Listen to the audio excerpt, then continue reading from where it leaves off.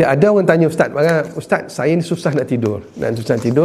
Bagaimana kan? Bagaimana nak gunakan garam ni sebagai satu media untuk memudahkan anda tidur? Okey, Ustaz ada satu kes cerita dulu. Satu kes ni tahun 2000. Ada satu cikgu daripada KL, dia datang jumpa Ustaz, dia fly daripada KL, dia datang jumpa Ustaz di Kelantan.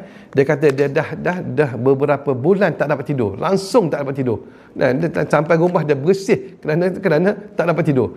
Jadi tuan-tuan, Ustaz sarankan supaya dia mandi garam.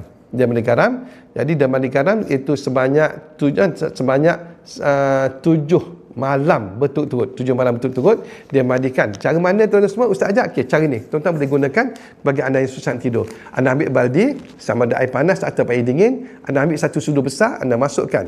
Jadi satu paket ni anda boleh gunakan untuk beberapa malam lah.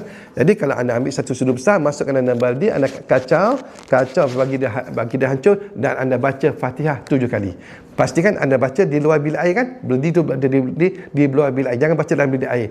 Baca Fatihah 7 kali dengan niat, ya Tuanku, permudahkan untuk aku tidur. Jadi anda kacau, anda mandi bersih badan dulu, kemudian ambil sembahyang sebelum kita tidur tu, dan terus mandi garam ni. Masa anda mandi dia, anda niat masa siram kepada badan anda niat agar Allah permudahkan untuk anda tidur. Dan selepas mandi jangan lap, pakai baju dan terus pergi tidur. Tak boleh sembang-sembang apa-apa lagi. Jangan sembang apa, jangan berhenti kat mana nak tengok TV apa semua, tak boleh. Selepas mandi terus anda pergi tidur.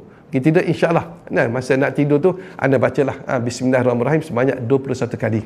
Dan ayat kursi 3 kali, dan bacalah doa nak tidur kalau anda hafal. Kalau anda tak hafal, boleh baca di handphone.